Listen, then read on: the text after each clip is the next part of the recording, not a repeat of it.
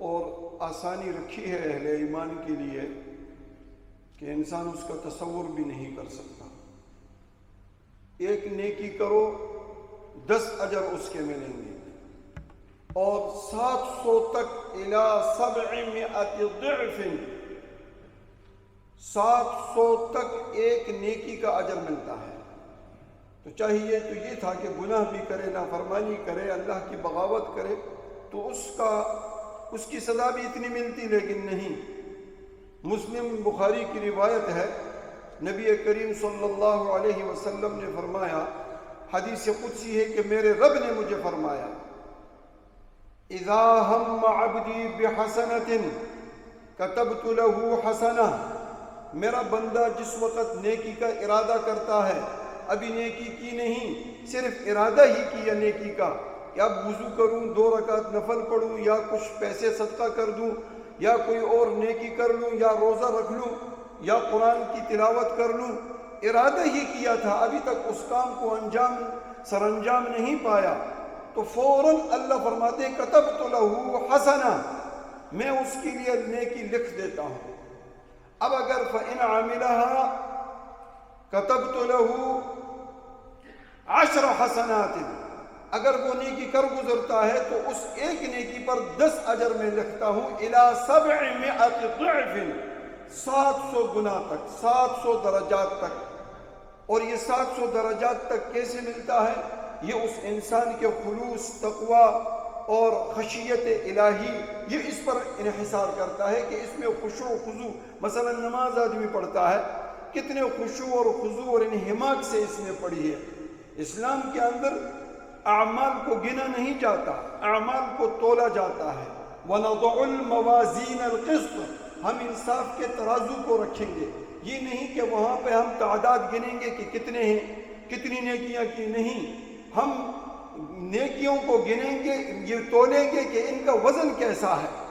وَنَضَعُ الْمَوَازِينَ الْقِسْطَ لِيَوْمِ الْقِيَامَةِ فَلَا تُظْلَمُ نَفْسٌ شَيْئًا، ہم ترازو رکھیں گے وہاں پہ۔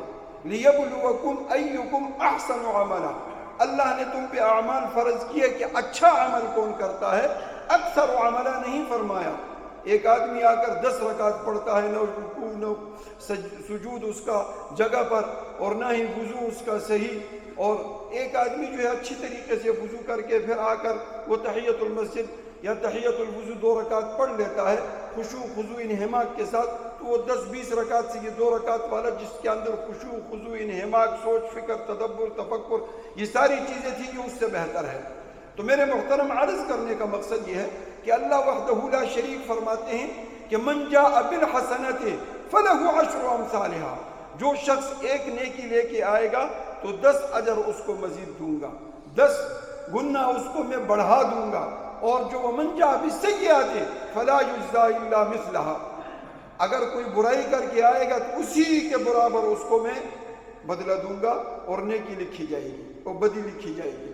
اب یہاں پہ حدیث قدسی کے اندر بھی یہی ہے کہ اگر برائی کا ارادہ کرتا ہے، اذا ہم عبدی بسیئۃ ولم یعملها لم اکتب لها سیئہ، جس وقت بندہ برائی کا ارادہ کرے لیکن برائی کی نہیں تو اس کے لیے برائی لکھی بھی نہیں جاتی ہے، اور نیکی کا ارادہ کر لیا فوراً نیکی لکھ دی جاتی ہے۔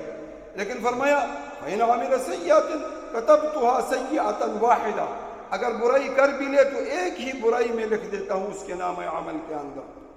دوسرے نمبر پہ یہاں ایک بات جو قرآن کریم کی آیات، متعدد آیات ہے اس بارے میں، اس پہ اگر غور کیا جائے، مفسرین نے لکھا ہے کہ من جاء بالحسنہ، جو نیکی لے کر آئے، من جاء، من عملہ کا لفظ استعمال نہیں ہوا، اس کی وجہ کیا ہے کہ مرتے دم تک وہ نیکی اس کی برقرار ہو، اور مرتے ہی نامہ عمل صحیفے اس کے لپیٹ دیے جاتے ہیں۔ اذا مات ابن آدم انقطع عملہ، اس کے اعمال منقطع ہو جاتے ہیں، اب صحیفہ بند ہو گیا، اس میں نیکی بدی لکھی نہیں جائے گی۔ یہ نیکی اس کی مرتے دم تک تھی، اس نے ضائع نہیں کی۔ اب ضائع کن وجوہات پر ہوتی ہے؟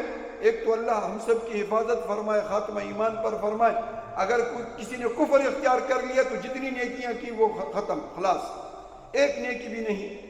نمبر 2، قرآن کریم میں ایک اصول بتایا گیا ہے کہ وَلَا تُبْطِلُوا صَدَقَاتِكُمْ بِالْمَنِّ وَالْأَذَىٰ۔ سورہ بقرہ میں اللہ فرماتے ہیں کہ تم اپنی نیکیوں کو، یعنی اپنے صدقات کو، خیرات کو، جو سب سے بڑا اجر جس پہ میں دیتا ہوں، تم 2 چیزوں سے باطل مت کرو اس کو۔ وَلَا تُبْطِلُوا، باطل مت کرو، اس کو فاسد مت کرو، اس کو ختم مت کرو، اپنے نامہ عمل صحیفے سے مت مٹاؤ۔ وہ 2 چیزیں کیا ہیں جو آپ کے صدقات کو ختم کر دیتی ہے؟ بالمن والاذا، 2 چیزیں بتائی، احسان جتلانا، تکلیف دینا۔ جس کے ساتھ اس نے کوئی نیکی کی، اس کو کوئی صدقہ خیرات جس پر کیا، کل اس کو کہتا ہے کہ تو کیسا تھا، میں نے تجھے یہ کیا، میں نے تجھے اس طریقے سے اس وقت پالا، وغیرہ وغیرہ، یا اس کو تکلیف اس طریقے سے دیتا ہے کہ وہ ممنون مشکور اس کا ہوگا۔ یہ اس کو بلاتا ہے محلہ دار ہے، پڑوسی ہے، آواز دے کر جس طرح کے توہین تذلیل کے ساتھ، یہ بھی تکلیف ہے۔ اس سے یہ نیکی قرآن کہتا ہے کہ یہ باطل ہو جاتی ہے۔ تو میرے محترم، اس لیے قرآن کریم نے جو لفظ استعمال کیا من جاء، جو میرے پاس نیکی لے کر آئے، نیکی کرے اور اس کو برقرار رکھے، اس کو فاسد نہ کرے۔ اسی طریقے سے دیگر ایسے کچھ اعمال ہیں، جس طرح حدیث میں آتا ہے کہ مسجد میں انسان جس وقت دنیاوی باتیں کرتا ہے تو اس کی نیکیوں کو یہ باتیں اس طرح کھا لیتی ہے جس طرح کہ آگ لکڑی کو کھا جاتی ہے۔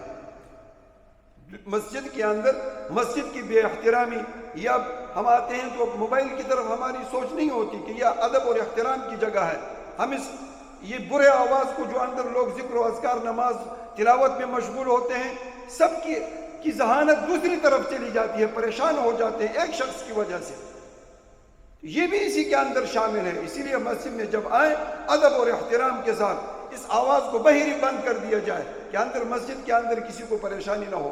تو میرے محترم، عرض کرنے کا مقصد یہ ہے، ایک تو یہ شمسی سال کل شروع ہو رہا ہے، ہم خوش ہوتے ہیں کہ سال آ رہا ہے، بلکہ ہمیں تو پریشان ہونا چاہیے کہ جو زندگی ہماری چلی گئی، ہم نے اللہ کو کتنا راضی کیا اس میں، آخرت کی کتنی فکر اس کے اندر کی، دین کے لیے کتنی ہم نے محنت کی۔ میرے محترم، ایک دن، ایک ساعت، ایک لحظہ یہ انسان کا مقرر ہے۔ ایک گھڑی گزرتی ہے تو اس کی عمر میں سے ایک دن، ایک ساعت، ایک گھڑی کم ہو جاتی ہے۔ آئندہ کے لیے ہمیں سوچ فکر، ایسے اعمال کی توفیق اللہ نصیب فرمائے جو اعمال اللہ کے دربار میں مقبول اور منظور ہو۔ آخر میں چند اعمال کا میں ذکر کروں ذکر اللہ کے حوالے سے کہ بہت قلیل ہے، بہت کم ہے، لیکن ثواب اس پہ بہت زیادہ ہے۔ 2 کلمات ہیں، سبحان اللہ و بحمدہ، سبحان اللہ و بحمدہ۔ یہ 2 کلمات ایسے ہیں کہ حضرت نوح علیہ السلام نے ادب المفرد کے اندر علامہ امام بخاری رحمۃ اللہ علیہ نے، اور مسند احمد کے اندر امام احمد بن حنبل رحمہ اللہ، انہوں نے اس حدیث کو ذکر کیا ہے کہ حضرت نوح علیہ السلام نے اپنے بیٹوں سے فرمایا کہ سبحان اللہ و بحمدہ انہا صلاۃ کل شیء، ہر چیز کی نماز یہ 2 کلمات ہیں، سبحان اللہ و بحمدہ، وبہا يرزق علی المخلوقات، اسی کے ذریعے سے اللہ رزق تقسیم کرتا ہے اپنے بندوں پر۔ سبحان اللہ و بحمدہ، سبحان اللہ و بحمدہ۔ ایک دوسری روایت جس میں اللہ کے نبی صلی اللہ علیہ وسلم نے فرمایا کہ ایعجز احدکم ان تکسب کل یوم 1000 حسنہ، تم میں کوئی ایسا بندہ ہے جو اس بات سے بھی عاجز ہو کہ دن میں وہ 1000 نیکیاں کمائے؟ ایک صاحب نے کہا فسأل سائل من جلسائہ، مجلس میں ایک شخص نے کہا یا رسول اللہ، ہم میں سے 1000 نیکیاں کون کما سکتا ہے؟ آپ نے فرمایا یسبح 100 تسبیحۃ، 100 بار سبحان اللہ کہے، 1000 فیکتب له 1000 حسنات، 1000 نیکیاں اس کے نام عمل کے اندر لکھ دی جاتی ہے۔ امام مسلم رحمۃ اللہ تعالی علیہ نے کتاب الطہارت کے اندر جو پہلی روایت ذکر کی ہے، الطہور شطر الایمان والحمد للہ تملأ المیزان وسبحان اللہ والحمد للہ تملأان ما بین السماوات والارض، کہ سبحان اللہ، الحمدللہ زمین و آسمان کے درمیان کے خلا کو پر کر دیتا ہے۔ اور ایک روایت مسلم ہی کی ہے کہ من قال حین یصبح وحین یمسی سبحان اللہ وبحمدہ 100 مرۃ لم یأتی بأکثر مما جاء به الا احد قال او مثل ما قال، کہ قیامت کے دن سب سے زیادہ نیکیاں اس شخص کی ہوں گی جو دن میں 100 مرتبہ سبحان اللہ وبحمدہ، سبحان اللہ وبحمدہ، سبحان اللہ وبحمدہ 100 بار کہے۔ ہاں، اس سے بڑھ کر وہی شخص آئے گا جو ان کلمات کو اس سے زیادہ کہے۔ تو میرے محترم، اللہ کو محبوب ترین کلمات ہیں کل قیامت کے دن نیکیوں سے جو نام اعمال ہمارے پر ہوں تو وہ ان اعمال کے ذریعے سے ہوں گے۔ اللہ اچھے اعمال کی توفیق ہم سب کو نصیب فرمائے۔ وآخر دعوانا الحمدللہ رب العالمین۔